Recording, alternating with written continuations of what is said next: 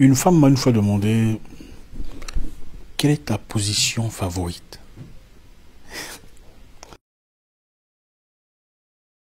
On va d'abord commencer par discuter sur un sujet très intéressant. Vous savez, c'est toujours avec beaucoup de plaisir qu'on parle, qu'on échange. Et je pense que ce que je dirais ici pourrait vous aider. Âge confondu, jeune, vieux, plus vieux, peu importe. La sagesse n'a pas d'âge. On va voir quelques histoires que j'applique personnellement dans ma vie, qui sont des choses bonnes. La première chose, c'est faites attention avec qui vous construisez, quoi que ce soit. Faites attention avec qui vous construisez quoi que ce soit. Il y a des gens qui peuvent se servir de vous pour commencer la construction, donc établissent la fondation, ensuite finissent la structure sans vous. Jonathan, est-ce que je peux avoir de l'eau à boire, s'il te plaît? Vous comprenez ce que je dis? Faites attention avec qui vous construisez quoi que ce soit. Un business, un projet, une idée. Avez-vous déjà eu des idées et vous en parlez à une personne de proche, hein, quelque chose qui brûle dans votre cœur? Vous avez vraiment des idées très bien. Vous avez structuré quand est-ce que vous ferez ça. Vous avez déjà un sponsor potentiel. Vous avez des correspondants potentiels. Vous en parlez à une personne. Ensuite, quelques temps plus tard, ces mêmes personnes, qui souvent sont vos amis, faites la chose que vous disiez là. Merci. Ça vous est déjà arrivé? Moi, j'ai déjà dit quelque chose sur Internet. J'ai déjà dit une idée, un projet que j'avais. Quelque temps après, j'ai vu quelqu'un commencer à le faire. Mais bon, en plus sérieux, faites attention avec qui vous commencez à construire quoi que ce soit. Il y a des choses pour lesquelles il faut être malheureusement égoïste. Il y a des choses pour lesquelles il faut être égoïste. Il y a des situations dans lesquelles il faut être égoïste. C'est ça la vie. Il y a des gens qui sont vos amis. Un vrai ami ne peut jamais prendre ton idée et en faire son idée. Ou en construire quoi que ce soit avec, sans ton accord. Mais malheureusement, nous mélangeons beaucoup les amis. Nous faisons beaucoup de confusion entre un ami et un camarade. Un ami, c'est quelqu'un avec qui tu peux être toi-même. Un camarade, c'est peut-être une personne avec laquelle vous combattez un même ennemi. N'est-ce pas? Des fois, vous rencontrez des gens qui ont les mêmes idées, les mêmes affrontements que vous, les mêmes revers, et vous vous léguez ensemble, en équipe, vous discutez. Mais vous pensez que vous êtes amis. Peut-être que vous deux haïssez Patrick ou Jessica, mais vous n'êtes pas vraiment amis. Attention aux camarades. Les camarades sont très dangereux parce qu'ils sont munis des mêmes armes que vous. Quand vous présentez vos idées aux camarades, ou vous commencez à construire quelque chose avec un camarade, le camarade risque de te décevoir. Il y a des fortes chances qu'il le fasse. Un ami ne te décevra jamais. Un camarade, par contre, c'est très dangereux. Numéro 2. Je suis désolé de vous dire ceci, mais être quelqu'un de bien, c'est bien. Hein? Vous serez aimé pour la plupart de fois, la plupart du temps, vous serez apprécié, mais pour la plupart de fois et de temps, vous serez usé, c'est-à-dire utilisé. Être quelqu'un de bien, c'est bien. Mais dans le monde où on vit, on va se servir de vous. On va se servir de vous pour payer le loyer de quelqu'un, et puis ensuite on dira du mal de vous d'ailleurs. Et là, quoi? Qu'est-ce qu'elle... C'est comme ça, les gens. Je comprends, des fois, vous faites des choses sans pour autant attendre ce qu'on fasse quoi que ce soit pour vous. Mais si vous faites des choses en espérant investir sur le plan mental, émotionnel ou amical, laissez-moi vous dire, trop bon. Nous ne sommes pas à l'église, hein, moi je vous dis la vérité. À l'église, on vous dit la vérité aussi, mais la vérité à l'église, la vérité dans les rues ne sont pas la même chose. À l'église, on vous dit, il faut pardonner. Moi, je vous dis pas de pardonner. Je suis désolé. À un moment donné, il faut arrêter. Mais à l'église, on vous dirait, il faut pardonner. Qui a raison, qui a tort? Bon. En tout cas, je ne pense pas avoir raison, mais moi, dans mes principes à moi, à un moment donné, il faut savoir quand est-ce qu'il faut faire stop. Numéro 3. Alors, votre question là arrive, hein, vous en faites pas. On m'a demandé ma position. Laissez-moi vous demander. Quand vous avez deux choix, ok, vous avez un choix entre ce qui vous fait peur et ce qui paraît plus aisé pour vous à faire. Vous avez une décision à prendre, mais vous n'êtes pas trop sûr. Ça, c'est plus facile parce qu'il y a ça. L'autre est plus effrayant parce que vous n'êtes pas trop sûr comment vous allez pédaler, pas trop sûr de la direction que vous prendrez et tout le reste. Vous prenez quelle décision? Pour la plupart des cas, la décision qui vous effraie est celle qui vous grandit. Je sais que beaucoup sont confrontés aux mêmes situations ici. Vous êtes là assis depuis longtemps, depuis un grand temps en train de réfléchir sur une décision qu'il faut prendre.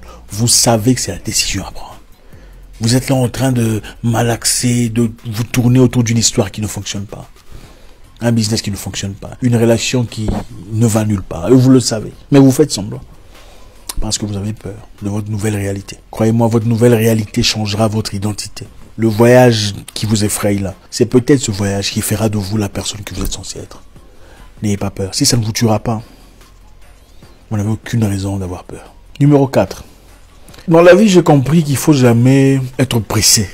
Ok, quand vous rencontrez quelqu'un pour une relation amoureuse, par exemple, il faut jamais être pressé. Vous trouvez quelqu'un de pimpant, d'attirant, d'intéressant, il faut jamais être pressé. Pressé, vous êtes trop pressé. Vous êtes trop pressé. Il faut jamais être pressé parce que peut-être que cette personne a des amis plus jolis, plus intelligents, plus compatibles à vous. Ah, ok. Je sais que vous ne vous y attendiez pas. Vous êtes trop pressé à chercher à embrasser quelqu'un, trop pressé à vouloir découvrir tout ça, trop pressé après vous remarquez son ami qui est beaucoup plus intéressant, beaucoup plus compatible à ce que vous êtes. Vous avez... Qu'est-ce qui se passe après? Vous regrettez. Et peut-être que votre mariage va marcher, peut-être que vous serez bien, mais à chaque fois que vous verrez son ami, vous serez, ah, c'est elle qui était censée être avec moi. Il y aura quelque chose de réduit. Prenez votre temps. Comprenez les gens. Quand vous prenez votre temps, essayez de comprendre les gens. D'ailleurs, ça vous permet de ne pas faire des erreurs ou de rencontrer des narcissiques. Si vous examinez les gens, si vous preniez votre temps pour réfléchir, vous comprendrez que ce gars, s'il m'engrosse, il va fuir. Vous n'aimez pas entendre ça, hein, je sais. Beaucoup n'aiment pas entendre ça.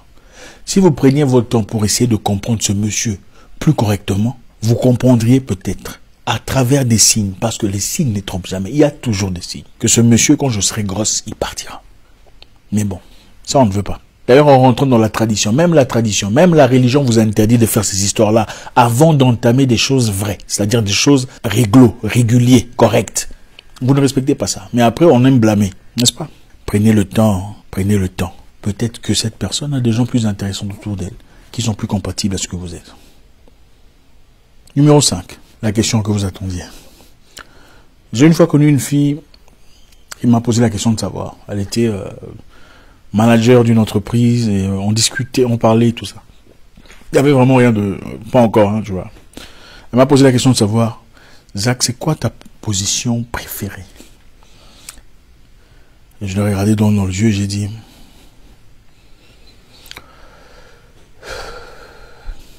CIO. Voilà. Je ne veux pas travailler pour qui que ce soit. Elle s'est énervée. Jusqu'à aujourd'hui, j'essaie de comprendre pourquoi elle s'était fâchée. Elle ne m'a plus jamais parlé. Numéro 6. Cherchez à vous entourer des gens qui vont en accord avec votre futur. Pas des gens qui correspondent à votre passé. Cherchez à vous entourer des gens qui vont en accord avec votre futur. Pas des gens qui correspondent à votre passé. Le passé est passé. Je suis désolé de vous le dire. Vous avez traversé un moment génial. Vous étiez des potes, vous étiez sympa. C'est bien. D'accord? C'est génial. Mais le futur, c'est autre chose. Les chaussures que vous aimiez à un moment, je ne sais pas quand vous portiez le numéro 37 et vous les avez gardées, ne vont pas nécessairement être convenables aujourd'hui, maintenant que vous portez 44. On ne dit pas qu'il faut insulter ces chaussures. On ne dit pas qu'il faut les négliger, les dénigrer. Ces chaussures vous ont peut-être aidé pendant l'école secondaire ou primaire, peu importe. Mais aujourd'hui, ça n'a aucune importance. Si pas l'importance d'apprécier ce que ça a représenté. Il faut être bien avec les gens. Il faut être poli, sympa, humble. C'est très bien. Mais aujourd'hui n'est pas hier. Ce que vous êtes aujourd'hui ne correspond peut-être pas à ce qu'ils sont aujourd'hui. Vous étiez aux mêmes situations, même longueur d'onde à l'époque. Aujourd'hui, c'est pas la même chose.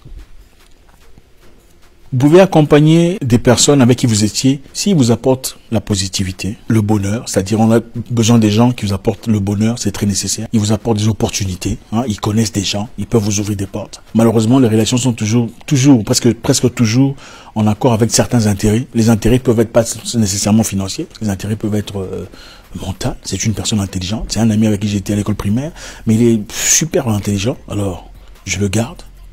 Ou c'est une personne qui, quand il ouvre sa bouche, tu commences à rire. C'est-à-dire qu'il vous apporte quelque chose, même quand ça ne va pas. Vous êtes bien autour de lui. Même quand les gens... il sait comment vous remontez l'esprit. Il y a des gens qui ont parcouru votre vie il y a très longtemps, avec lesquels vous allez avancer. Mais il y a des personnes, malheureusement, pour qui il n'y aura pas de place. Vous n'êtes pas obligé d'en faire une histoire. Ce n'est pas un drame. Ça fait partie de la vie. Ne vous cassez pas la tête. Vous n'avez pas à vous justifier. Les gens faibles doivent toujours avoir besoin d'être en relation amoureuse. Hein? Vous connaissez des gens qui ne sont jamais seuls. Une relation finit directement dans une autre. Relation finit directement dans une autre. C'est la faiblesse d'esprit. Si vous êtes cette personne, aujourd'hui, vous avez honte de dire, quand on vous demande combien d'hommes vous avez eu, vous commencez à avoir honte. Oh non, il ne faut pas parler de mon passé. Vous êtes quelqu'un de faible. C'est-à-dire que votre subconscient sait que vous êtes une personne légère. Je suis désolé de vous le dire. Il ne faut pas parler de mon passé. Pourquoi on va parler? On va parler de ton passé. De tout bail là, tout ça. On vous dit. Les gens faibles doivent toujours se sentir en relation, doivent toujours être dans une relation amoureuse. Les gens forts savent comment apprécier des moments seuls, parce que, en effet, être seul est un privilège. Ça vous permet de voyager, ça vous permet d'expérimenter la vie, de faire ce que vous avez envie de faire, sans avoir à répondre à qui que ce soit.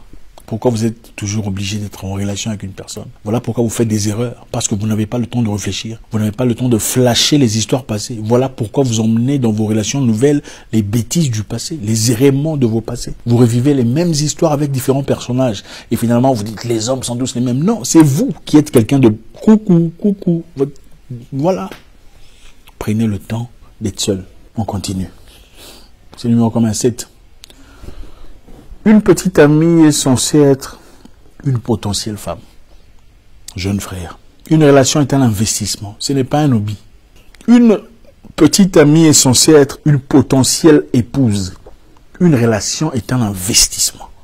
Ce n'est pas un hobby. Sortez avec quelqu'un pour un objectif précis. Ok?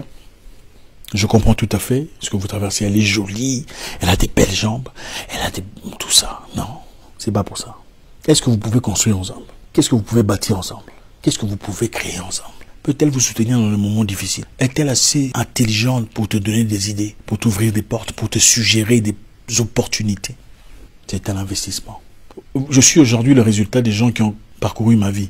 Vous aussi d'ailleurs. Donc ce que vous êtes a beaucoup à voir avec les gens qui sont autour de vous. La réussite d'un homme a beaucoup à voir avec le genre de femme qu'il choisit.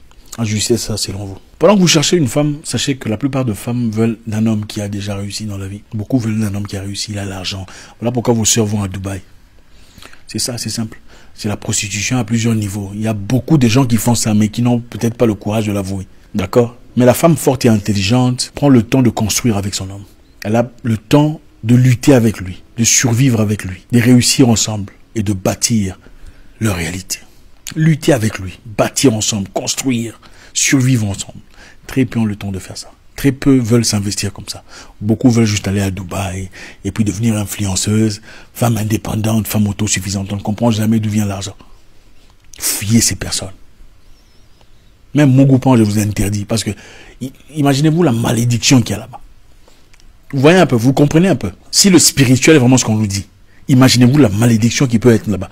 Il y a des gens qui ont vraiment des charges incroyables. Si une femme ne luttera pas avec vous, si elle ne combattra pas à tes côtés, elle ne te mérite pas. Il faut la laisser partir. Même Mogoupan ne mérite pas, il faut laisser ça. Il faut donner des il faut laisser ça, utiliser des plastiques, tout ça. Bref, on continue. Vous avez 20 amis, vous avez 20 potes avec lesquels vous pouvez aller en boîte, mais vous n'avez pas un seul ami avec qui vous pouvez construire un business. Votre cercle n'est pas bon. Vous avez 20 potes avec lesquels vous partez en boîte, vous buvez, vous vous amusez, vous faites la fête. Vous n'avez pas une seule personne avec laquelle commencer quelque chose de bien, de lucratif, de précieux. Vous n'avez pas d'amis. Vous n'avez pas d'amis. Cherchez des amis. Des vrais humains, des vraies personnes, des vrais gaillards.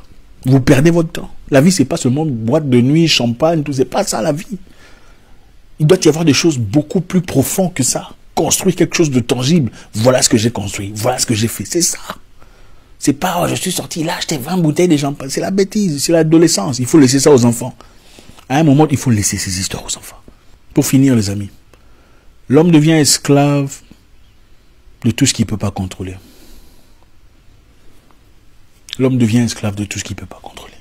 Tu ne peux pas contrôler les gens si tu es incapable de te contrôler toi-même. Et ceci est valable pour le plaisir des femmes, pour les mauvaises habitudes et beaucoup d'autres choses.